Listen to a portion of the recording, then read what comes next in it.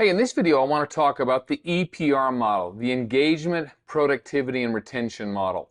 It's a very interesting model because engagement, you'll see on the left side of the triangle, really talks about the hearts and minds of your team members, your employees, whatever you call them.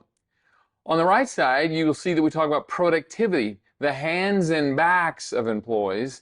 And the foundation of the EPR model is retention or respect and loyalty. That's very interesting that Dr. Drucker many years ago said you can buy people's hands and backs, but you can't buy their hearts and minds.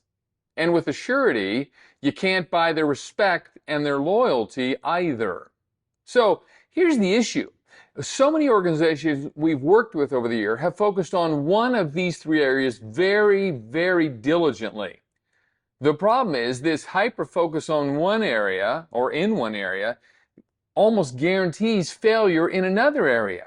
That's why we've created this model, this holistic approach that as you raise all three together, not only do you improve the performance of the organization, but you engage the hearts and minds of your employees in a way that makes them think that, you know what, I'm not going to go down the street for just another 50 cents or dollar an hour. I'm on a team where I'm making a difference. You remember that video about Dr. Jarvik and the young custodian who knew he was there helping Dr. Jarvik save lives.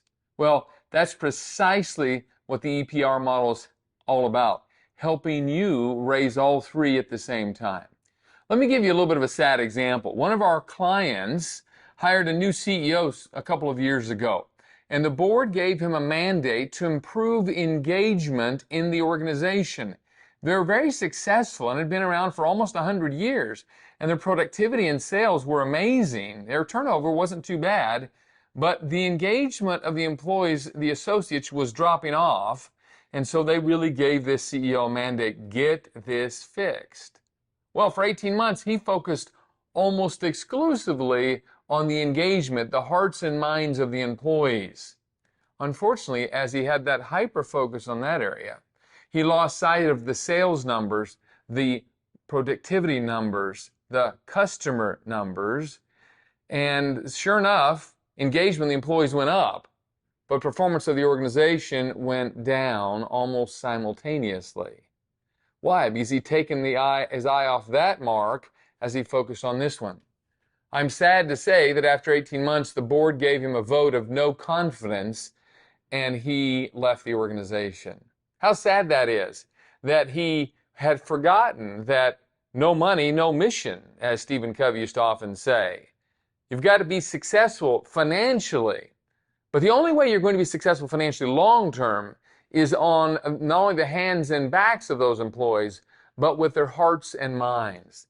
There's a very old but really important saying when it comes to customer service and employee satisfaction. Your employees will only treat your customers as well as you treat them. Yes, in the short run, you might garner some great results by being rather draconian and hanging over people. But in the final analysis, who will you lose first when that is the way you operate? You'll lose the best of the best. They're the very first ones that will leave. And who will you be left with? The people who are afraid to go anywhere else, the people who really don't think they can do anything else. And is that really the kind of engaged and motivated employee you want hanging around to help you be successful? I hope not.